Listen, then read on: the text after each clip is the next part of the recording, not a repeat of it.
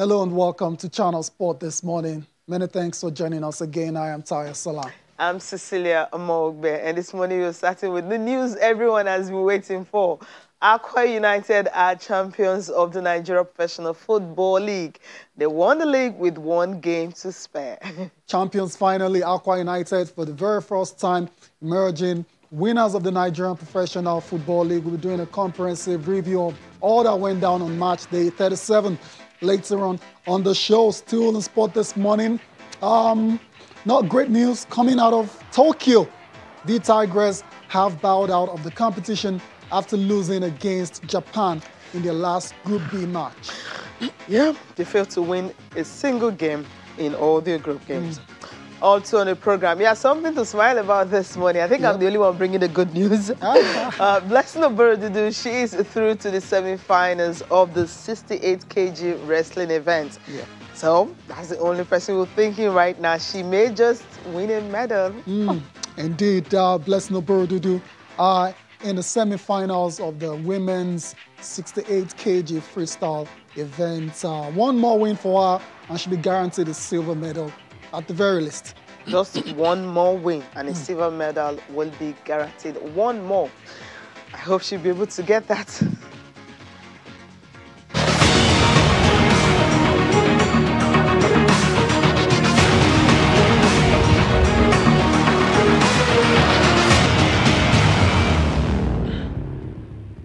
Welcome back to our coverage of the Tokyo 2020 Olympics. It's been a very exciting competition, although Nigeria has not been doing too well. But overall, Cecilia, I've had a great time watching a lot of these elite athletes performing at their best. Highest level. Yeah, absolutely. I mean, just all the other things we're going to talk about this morning happens early hours of this morning, between 2 a.m. till 4 a.m. So most of us have to stay awake just to see these ladies competing, because it's not easy for you to prepare for an Olympics, preparing for 5 years. This one happens to be 5 years. So it was to be 4 years. So because of the pandemic, it broke out, so everyone had to adjust their timetable. So for this morning, Blessing Oborududu, she had to get a very hard-fought win. In the first one, in the quarterfinals, she defeated someone from Azerbaijan, Elis Monolova. She was able to get into the quarterfinals, and then she went ahead to fight against Meryem Zarova. Yeah, Meryem Zarova. That's the name. That's the lady she defeated. So some names, jaw-breaking names. In the 68 kg, it ended 3-2. And of course, she is through to the semi-finals, which is a great one for her. Just take a look at how she performed this morning. And of course, our next opponent will definitely not be easier. That's another name right there. Tayo, give it a try. Soron Zongbold. Okay. Yeah, Soron Zongbold. The opponent is from Mongolia, so that's a bit scary. Mongolians and wrestling, that kind of sport, they're very good. So I'm wishing Blessing Oborududu all the best in that matchup where she'll be aiming to reach the final of the 68 kg women's freestyle. As for Blessing, of course, there were other Nigerian athletes in action early this morning, starting with the basketball team. Like we said, they were in action against Japan, ended 102-83 in favor of the host nation, and that spells the end for Nigeria's campaign at the Olympics, losing all 3 games. Elsewhere, Tobiloba Amusan placed 4th in the 100 meters hurdles final with a time of 12.60 seconds. It was a very fast race featuring the Olympic record holder, the world record holder, and Toby tried her best, but that wasn't just enough on the night for the Nigerian hurdler. The women's 200 meters round 1 as well took place. Grayson Wokocha finished 3rd in heat 1 with a time of 22.47 seconds, which happens to be a personal best for her, and she's advanced into the semi-finals later today. Semi-finals is going to be very tough, Cecilia, because she's got Marie-José Talu and Shawnee Miller-Uibo in her hit. It's going to be another tough one for Grace Owonkwocha. Same thing happened in the women's semi-finals after, you know, Blessing was provisionally suspended because of the doping issue. Then she was just left alone. I believe all that will definitely get to someone. But now she's in the semi-finals. Hopefully, maybe she can make the finals. But I think she's done so well. She's done well enough. This is her first Olympics. Okay, we'll see pictures of Blessing Oboro. Did we expect to see these pictures earlier while we were talking about her, you know, the last fight she had before she went into the semi-finals? Yeah, that was against Zuzana Zarova. Very tough match, 3-2 eventually.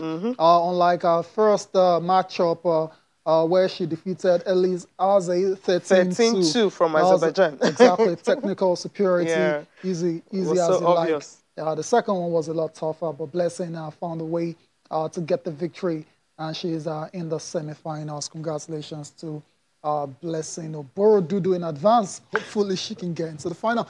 Here, you're talking about the best in the world. The best you've ever had. I mean, when Camacho ran 12-6 in the semi-finals, hit him like, what's she doing? I mean, she had the opportunity to actually slow down in that heat to even at least she would still finish. But she went ahead and she ran an Olympic record. So I was asking what's left in the tank, because this is hurdles we're talking about. I didn't know there was still much to come because she had to put in everything for you to run 12-6, breaking an Olympic record, just 6 shy of what Kendra Harrison, the world record, which is 12-0. And then she had enough in the tank. And just look at the gap she gave to Kendra Harrison. It's just something else. I've dated in Jamaica. I don't know where she came from.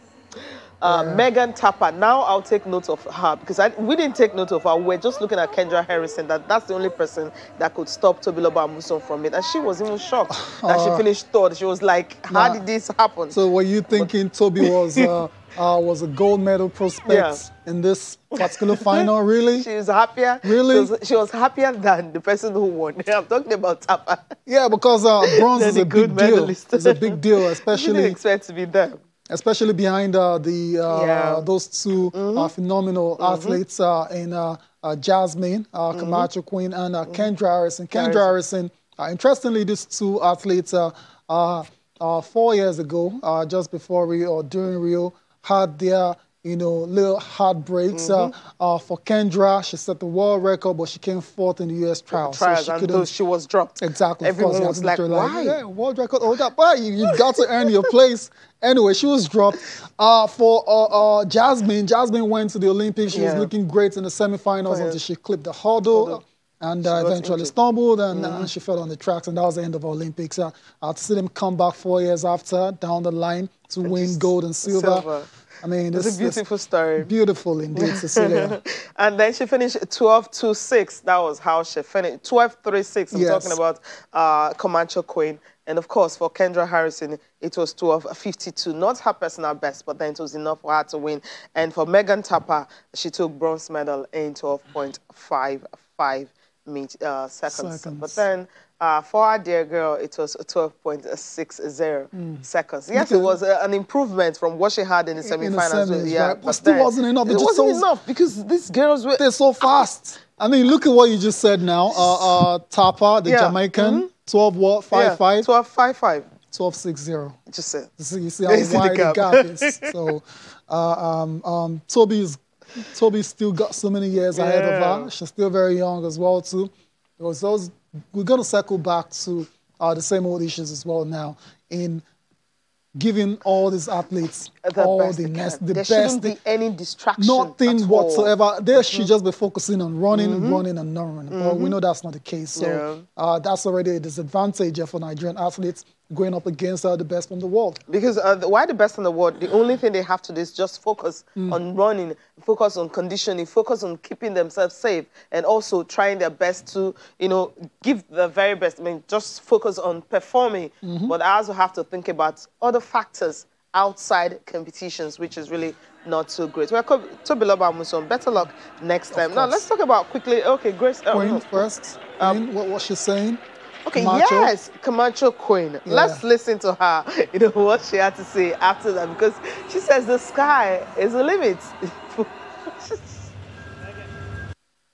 I feel like for everybody that's out there, like we always want more. We're not gonna be like settled with whatever time we run because we're like, man, I could have probably ran faster if I did this. Like we think of things like that. So it's just like, you know, like the sky is the limit basically. First when they was like, oh no fans, like I was like, that's ridiculous. Like, are you serious? But then at least letting like other track athletes come to support us, like just having people there at least like it made things a little bit more comfortable. But honestly, once we did cross the line, like I wasn't thinking of, you know, was the stands packed or something. Like I was like, look, like we just medaled out here. Like I wasn't really, you don't really think about it. But once you line up, it's like, man, like we're doing what we have to do right here. We're competing against each other. We're not really like out here listening for who's screaming and stuff. Like going. All right, that's her right there, talking about the fans not being there, but then you have to perform even when you don't have them. And of course, the fact that she was able to run 12:26 at the Olympic record in semifinals, sky's the limit. Maybe she will break the world record set by Kendra Harrison. Well, yeah, I mean, because right now she's faster than her. You got to keep an eye on Jasmine, definitely. Definitely. Going forward. Let's talk about our Nigerian athletes, Grace Nwokocha. Yeah, we're talking about how she ran personal best, 22.46 seconds. I think we said it all.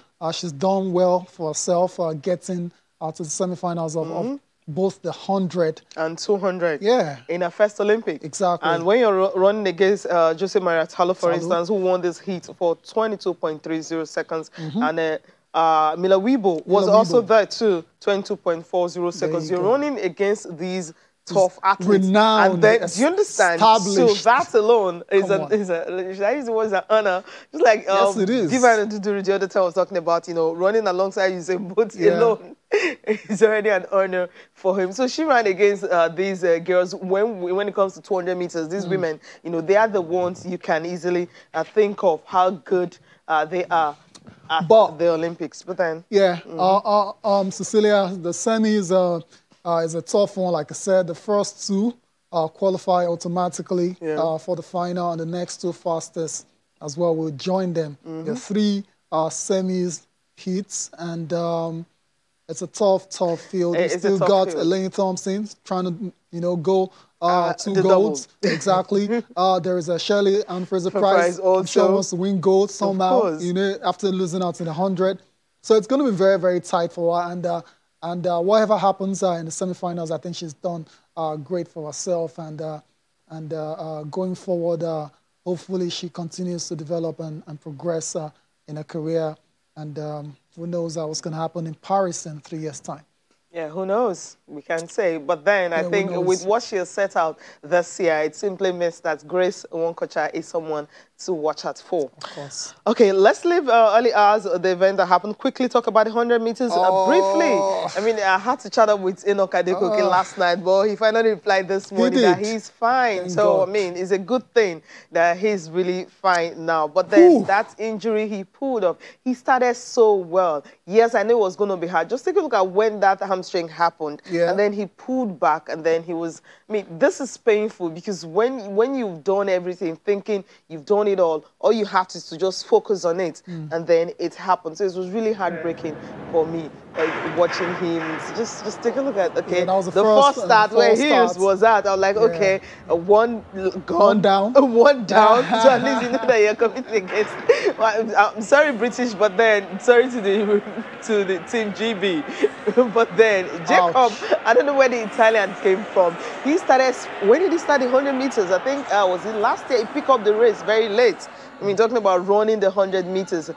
This guy literally took everyone by surprise, and even Akani Sabini did not even make the podium. So Andy de Grasse, I expected him to actually win this race. He was my favorite to win this race, especially after Bromell, talking about the fastest man in the world right now. Trevor didn't make the finals. So I thought the person should be looking out for either Baker or maybe Hughes, and of course, also looking at de Grasse. But somehow, it was someone. Jacob. Where is Jacob from? Lamont Jacobs. That's the name. 9.80 seconds. First Italian sprint champion. Definitely has taken everyone by surprise. And it was a very open field as well. So going into the final. No Bromell. Of course, no Usain Bolt after all these years. And look at Enoch, decent start. Decent. Just around the 30, 40 meters mark. He pulled up with what looks like an hamstring injury. And that was the end of his race. A very unfortunate way to conclude the biggest race in your career on the biggest stage. But these things happen. And it's just unfortunate. But like Grace, he's had a fantastic competition. Gets into the final, the first Nigerian in 25 years, 1996 was the last time. He wasn't even born then. He wasn't born, right? There you go, because he's younger than 25. So he's done great. He's had an amazing tournament, and the sky's the limit for him, definitely. Sky is definitely. I imagine they're happy in Edo State as well. Yeah, obviously. I mean, everyone should be happy because I remember before he went to the Olympics, the governor said, you know what, you don't have to worry about anything. We're going to give you, how much was it again? $10,000 or something like that. Okay, we'll give you this. And of course, SCV is waiting for you and all that. No motivation, like, motivation is coming at this time. But at least it's something good, right? Let's listen to the Deputy Governor of Edo State reacting to his performance at the Olympics. We are very proud of Enoch. Very unfortunate that that muzzle pull dragged him back. That was a medal hope for Nigeria. We were very sure that the least he will have gotten from that race will have been a bronze medal. That will have been the least because his takeoff was very good. Just by almost 40, 50 meters, the bad luck that is going with the games caught up with him. We are very proud of him. And he's our ambassador, just like we told the world. We celebrated him when he was going, and we are still celebrating him.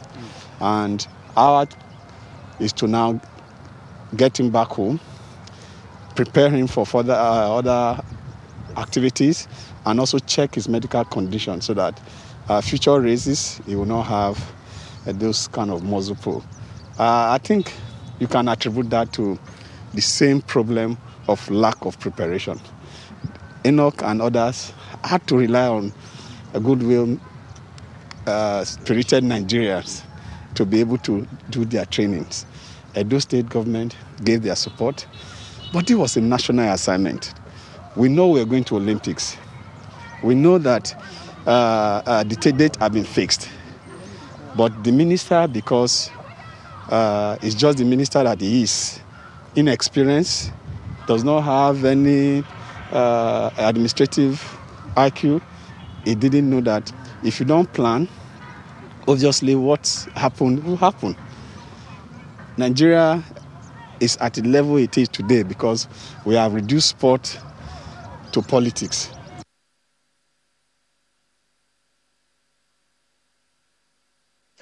Okay, that's a lot to say. That's a lot to say.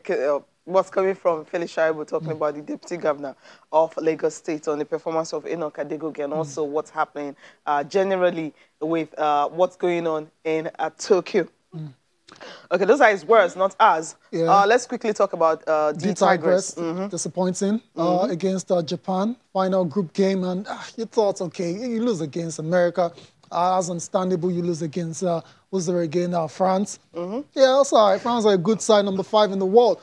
Japan are a good side as well. Number 10 in the world. Yeah, yeah, continue. Fantastic. But the manner in which they lost this game, very disappointing. They lost the first and second and third quarters resounding. They were beaten resoundingly. And in the fourth quarter, they showed some fight, but it was too late and wasn't enough. And they're going home, you know, with a whimper. That's just my summary of the performances of the Nigerian basketball teams in Tokyo. They flattered to deceive, and I mean, it's not much to add to it, Cecilia. Okay, now, Nigeria became the latest African country not to win a game at the Olympics. Nigeria was the last team from the continent to be victorious when that team went 1-5 in 2004 Athens. That was in Greece, right? Okay.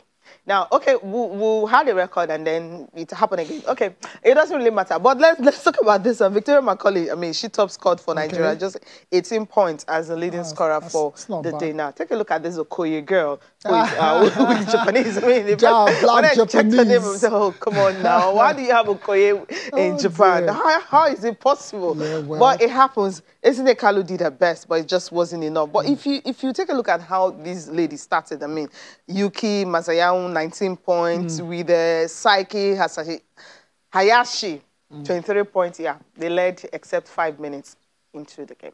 Let's just go on the break. When we come back, Shola Rogers will join us in the program.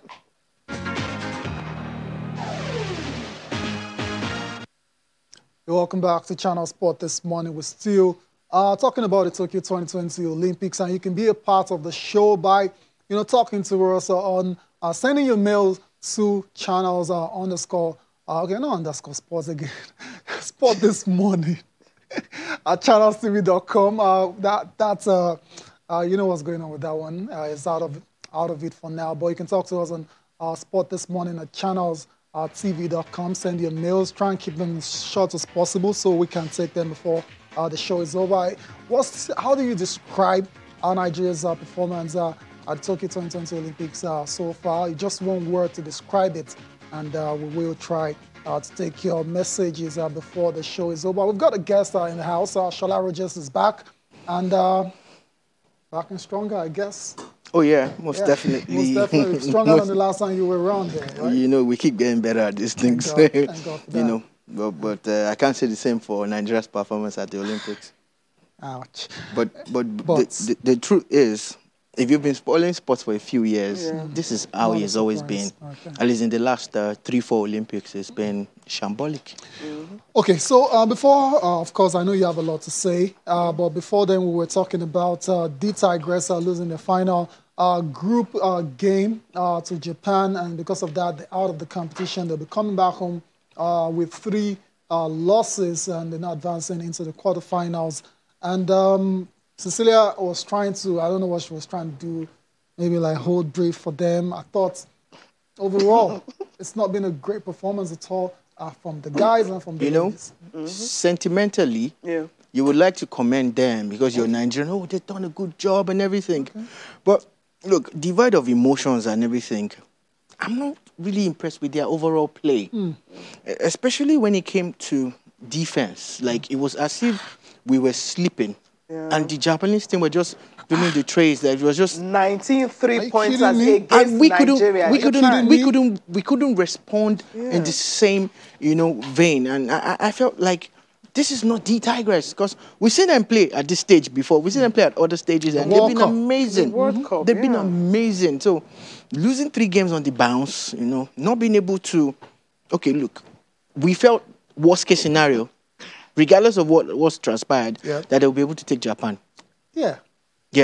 Look at the way they played against the USA. And it was beautiful. Yeah. There was not much between those two teams. There wasn't much. So maybe there was something else that was wrong with the team. I don't know, but losing 3 games on the bounce. Immediately Japan beat France. I mean, I was afraid for the Japanese. So I was thinking, since we already know this, can we take a notch, take it a notch higher? A notch higher, because they beat France by up to 4 points. Yeah, it was a 4-point game at the end of that. So I was thinking, okay, can they do something? And even when the Japanese built that 27 points lead going into the final quarter, I was still expectant. I'm like, that we bounce back. Because we did against the US, where losing as much as 20 points. And like, okay, we can actually do it. Even if you're going to lose, I mean, bridge the gap. Yeah. But somehow we just couldn't. I mean, 102-83. That extra, Japan. Was not there. It wasn't there. It was almost as if the girls were struggling with something, and I don't know what it was. Because, you see, we have a great team. This group of 12 that we have, they're amazing. They're good ball players, So I don't know what could have been wrong with them, but it's still, at the end of the day, it tells the whole story, the whole Nigerian story in sports. How we have potential, but we never seem to be able to move from potential to results. We're always scratching the surface. We're always just dancing around and doing all these jigs that we don't get. And you look at, God forgive me, I don't mean to be derogatory, but you look at lesser countries when it comes to sports, when it comes to skills, when it comes to potential, when it comes to population, and they're getting gold medals, they're getting in different sports and everything. And you start to wonder, like, what's really wrong with Nigeria? Why are we not doing this well?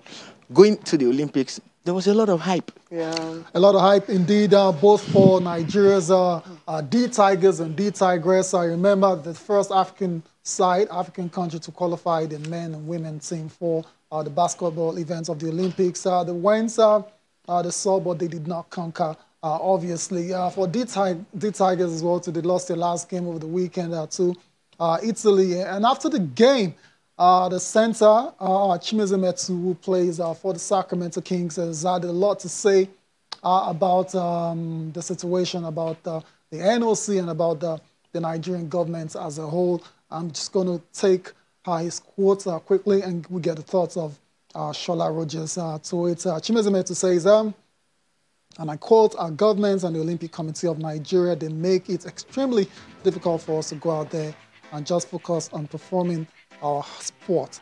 It's extremely difficult to go out there and try to focus on the basketball game when you're dealing with so much stuff off the court." That's Chimezie Metu, D Tigers center. Mike Brown also had a few things to say as well too. That's the D Tigers coach. They feel very bad for the athletes because they don't have the same advantages as other countries. Okay, so let's just leave it there. Right? That says it all. When you were talking about not focusing on the game itself, other distractions. Too many. Okay. Let me be honest with you guys. It is painful. All right. Of course it is. One of the reasons why is that not every country can boast of the array of stars that Nigeria has. Yes. You know, leading up to the Olympics, everything just points at some forces around sports that are holding us back. Because you see, the athletes are ready, regardless of the poor preparations that we have. You know, I've said it on this table more than once. A Nigerian boxer was part of the Nigerian team preparing for, you know, the Olympics, and they were camped in Cuba. And while they were there for about a month and a half or so, they met some boxers from another country who were also in Cuba camping. And he was talking to them, and I said, "Oh, we'll meet you guys at the Olympics in about 6 weeks or 8 weeks' time." And the guy said, "No, we are here preparing for the next Olympics." The next Olympics, which is in 5 years' time. Which is in 5 years' time. I'll leave it at that. We'll leave it at that. We'll leave it at that. Leave it at that. Okay, let's take a breather with this report, you know, on Funke Oshoneke being inducted into the ITTF Club 7.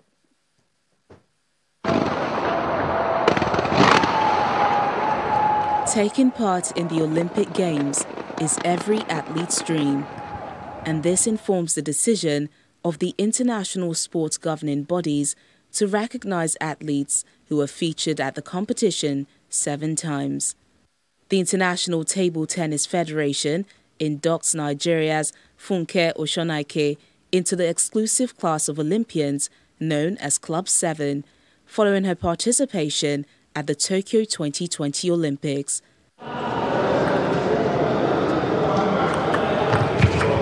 Oshoneke becomes the first women athlete in Africa and second Nigerian to be inducted into Club 7 after making her debut at the Atlanta 1996 Games. She joins compatriot Segun Toriola, who got enlisted in Rio 2016 Olympics, and 3 others from Sweden, Croatia and Belgium on the exclusive class. And back home in Nigeria, mixed reactions have trailed her achievement, with appeals to the administrations to groom replacements. I think it's a great one for her career, but a lot of people are saying it's time for her to bow out now, encourage the younger ones to qualify also. But the issue is that how many of them have beaten her in terms of the qualifiers? How many of them have come to say, okay, we have the quality to do better than what Funke Oshoneke has done over the years? Even in Africa, she's one of the best in the singles event for Africa. It shows that we are doing something positive in Nigeria as regards to table tennis. And I hope with their experience and such faith, they can also use that to mentor the upcoming ones, because that is the critical thing. Being a member of the 7th club is not the end of the whole thing. You need to impart back to those that are coming behind you. For us to have 2 persons in that club shows you that we are not doing badly in table tennis. But I think it should be something that we should work on, because the younger ones should look at the performance of Segun Toriola and Funke Oshoneke and be challenged. Despite its dominance in Africa, Nigeria's performance is still a far cry at the Olympic stage.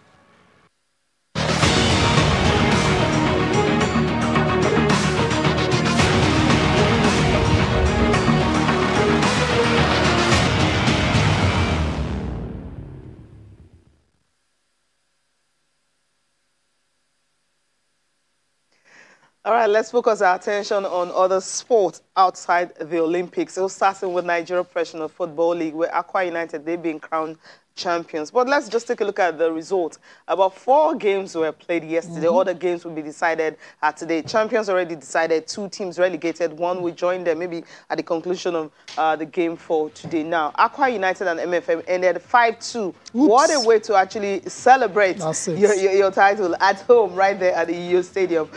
Warri Wolves and Heartland ended 1-0 in favor of Warri Wolves, who are battling relegation. Plateau United and Dakada ended 2-0 in favor of Plateau United. Katsina and Abia Warriors, it was 1-0 in favor of the home team. Fisayo will join us this morning to talk about this. He was in New York watching that game live. I think it was a goal fest. it was a goal fest for you guys. I mean, just seeing how it happened against MFM 5-2. What a way for them to really consolidate winning the title. Yeah, good morning, Cici. Good morning, Tayo. Yes, it was a befitting spectacle. A very good way to end the season for Akwa United. And of course, a very great way to celebrate their first ever league title. Like you rightly said, it was a goal fest, 7 goals in the game. The first time Akwa United was scoring 5 goals in a league game in their history. So lots of histories went down yesterday, and I mean, lots of historical feats. And kudos to the promise keepers. They kept the promise this time around. Yeah. And like you noted, it was a joy to be at the stadium, of having fans there to be part of the occasion, the orange and white colors renting the airwaves, and even the presence of the governor of the states. And it was indeed a very befitting end to the season, so to say, for Akwa United. Indeed. Yeah. It's all about saving the best for the last. That's the cup, that's a trophy for winning the Nigerian Professional Football League. Shola, where are the champions, you have to say, based on how they've done all season? When you go on an 18-match unbeaten run, and nobody else comes close, that's what you get. This project started a few years. I'm glad that they've been consistent. Sports Bassi, that's Paul Bassi and his team. They've done a good job, and we must also commend the coach.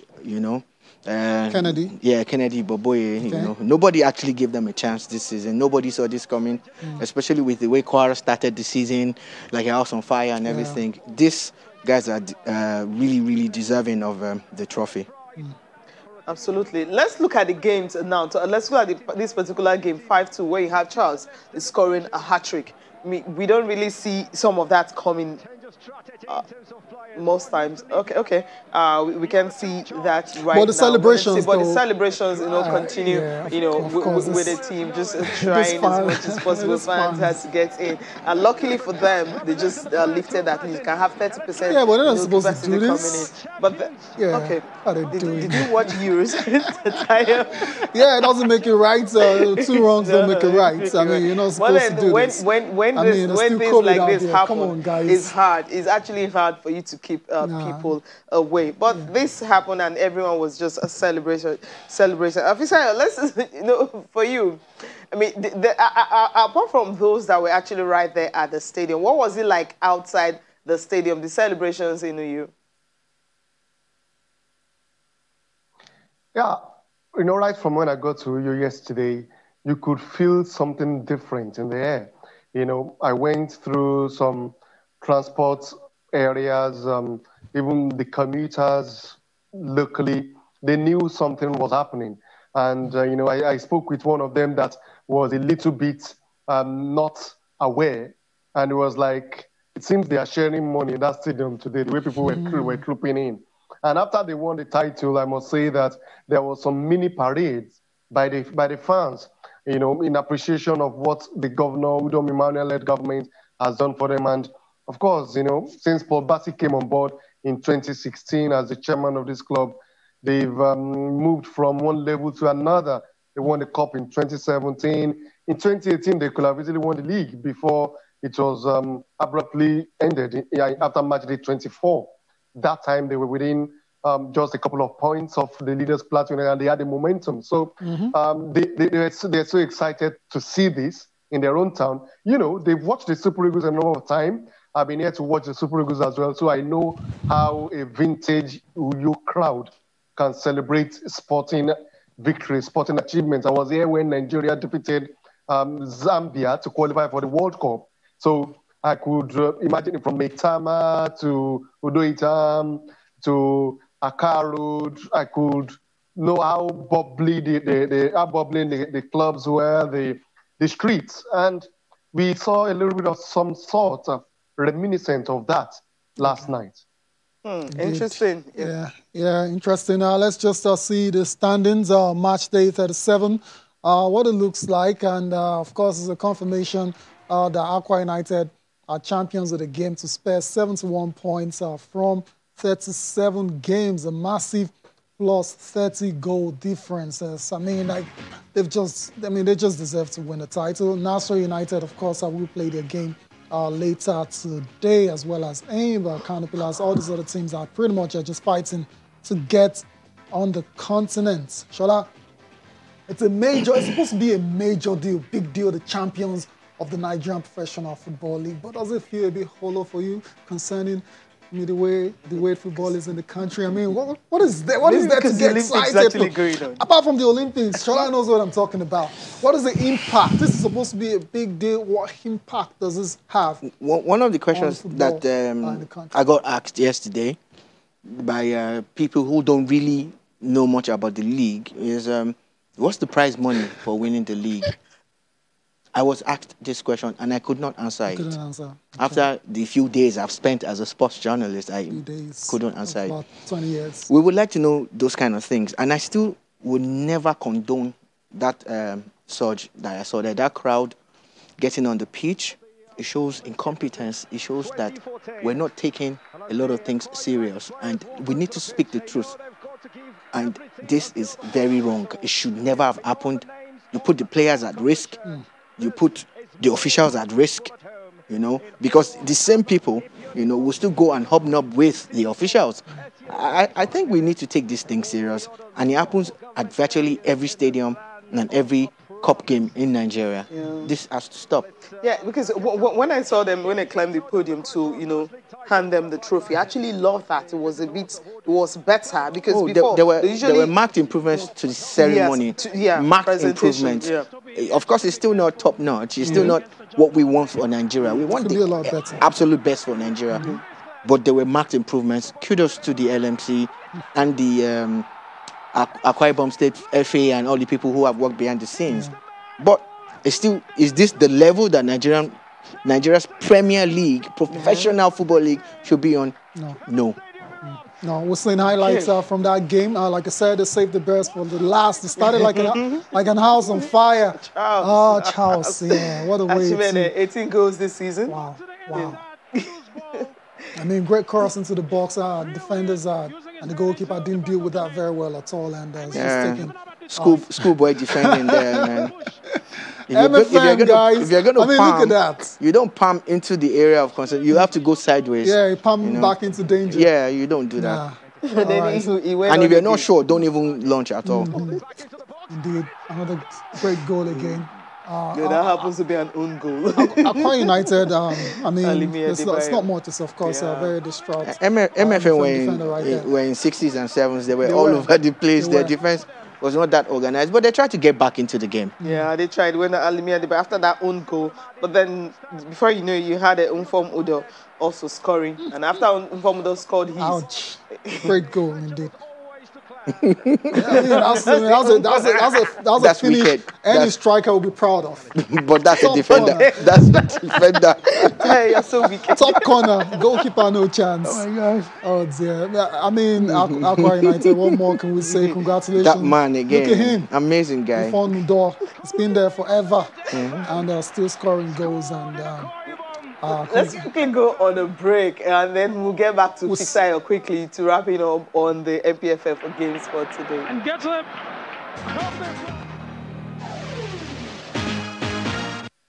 I came and met some new young players that don't know my formation, and it will take time. As soon as we start getting ourselves, we got into like about 18 matches unbeaten.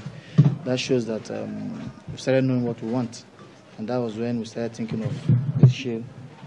it's possible for us to win it if we keep the momentum. It's just for me to work hard because I think I've seen it in the league. My next target is to be thinking of the continental tournaments that we'll be facing. It's not just to qualify or to win the league. And when you get to the continent, you just go in and come out. Let's play and get to a remarkable stage, playing in the finals, semi-finals. I think that should be my utmost task that I should be thinking of now. Football is about consistency. And today I'm proud, I'm honored to say that I'm consistent. I'm so happy for everything that have happened. And I appreciate my teammates, the coaches for giving me the opportunity and also believing in me. So for those that said what they said, well, this is where we are. Success all the way. We're done and dusted with the league. Up next is the Champions League. We are not sleeping. We're not going to bed. We're actually going to work because I think the Continental is going to be more difficult than this. So we're going to put everything that we have in our arsenal to make sure that we don't disappoint the fans because they're expecting so much from us. There's something about football in a league that will take like 38 matches that you must be doing something right consistently. That's number one. Number two, people were just talking about, oh, you've invested so much in all these teams. You know, we are just, I don't want to say we are the only, but we are one of those states ever. 2 teams in the Premiership and also a female team. So to maintain these teams, you know, it takes the kind of heart that present administration possess to actually get this done. But I told them one thing, that number one, you must make an investment. Number two, you must make a good investment. Number three, you must ensure good returns. Some people can make an investment, but it's not a good investment. Some people can make an investment, can be good investment, but cannot yield good return. So if you're a good investor, your investment must be a good investment and must also yield return.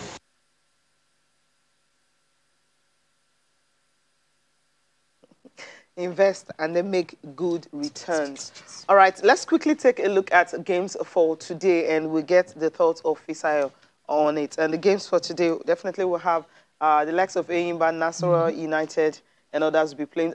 The Adamawa United already relegated will be in action against Akwa United. Enyimba and Sunshine Stars will also be in action. Nasarawa United and Rangers, that's a big game. Nasarawa will be thinking of how they can get into the continent. Rivers United and Lobby Stars, Kano Pillars and Wicked Warriors, Jigawa Golden Stars and Ifeanyi. But Fisayo, quickly, before we let you go, just your thoughts on the games for today, especially those teams fighting to get the continental tickets.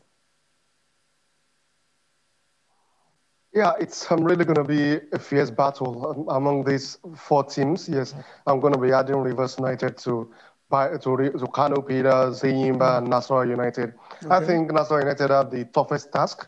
They played in the ITL Cup in Azoro on Friday, and they play against a difficult opponent, Rangers, in Lafia today.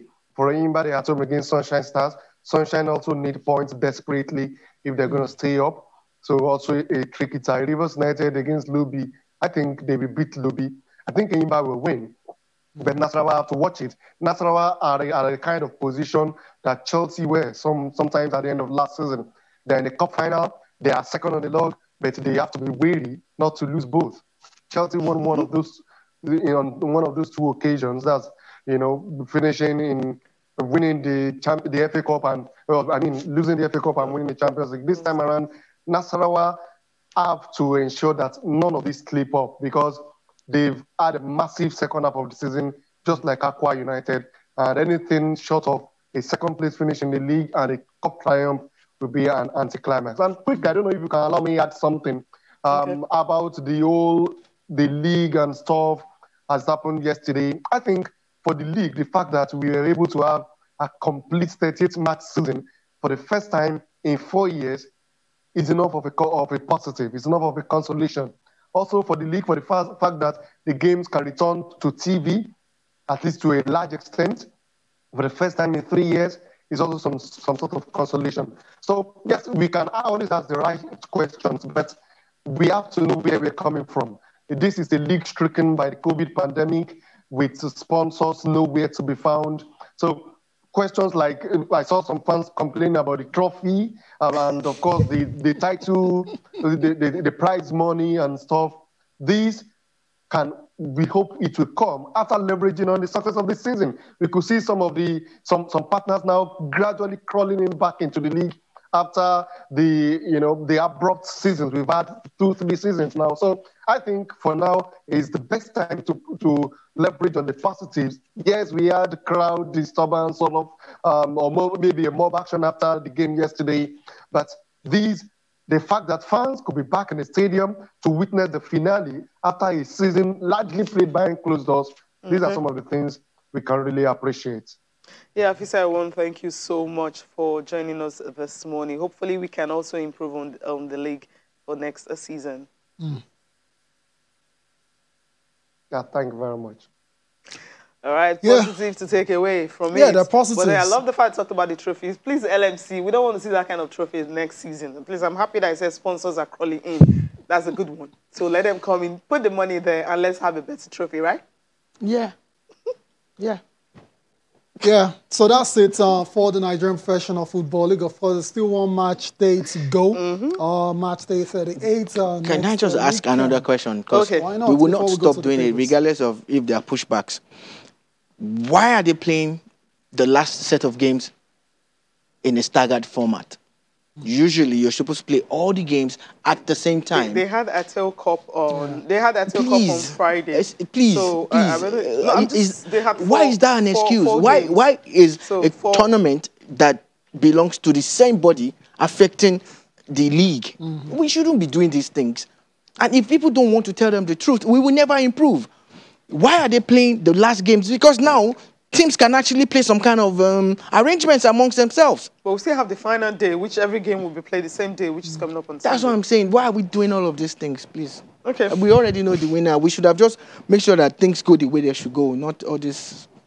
Okay, I'll just take two mails coming from one. Okay, Professor Nakana says, am I surprised? Not at all. It's becoming a disastrous perennial occurrence that a country of over 209 million people and 20 million in diaspora cannot get a medal from the Olympics. NOC board should be dissolved and seasoned sport and financial administrators should be employed to manage and market our sport and save us from the claws of bad management. Sport is where the UK derived 30% of their personal income tax from.